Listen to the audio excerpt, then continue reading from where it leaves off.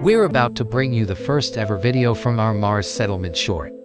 Part 1, The Arrival. It's been 3 years since the first human beings set foot on Mars.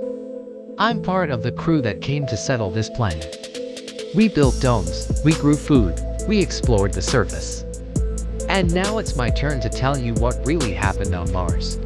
We landed on a Thursday. It was supposed to be a day like any other, just another routine mission on Mars. But we were wrong. The landing was rough.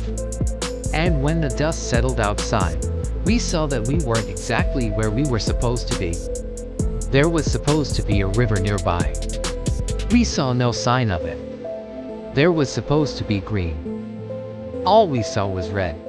I stepped out of the ship onto the rusty surface of Mars and sank to my knees in the crimson dust. They said it would feel like home. They lied. There's nothing more terrifying than the silence of space, not even the vacuum or the zero gravity. But as I stood there watching the Earth recede into the inky blackness of space, all I could think about was how small we really are, how insignificant. For the first time in history, humans spent the night on Mars. We checked in with mission control.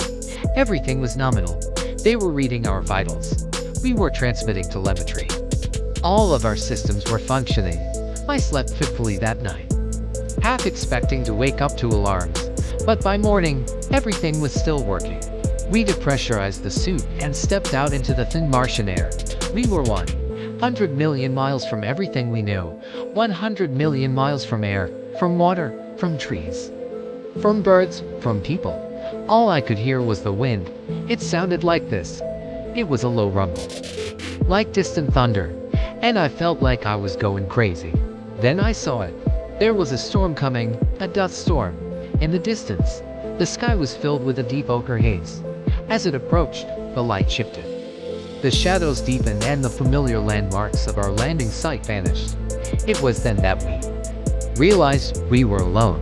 The storm passed and the sky cleared. Looking out over the vast, empty landscape, I felt a profound sense of loneliness. Then I saw something in the distance, something that shouldn't have been there.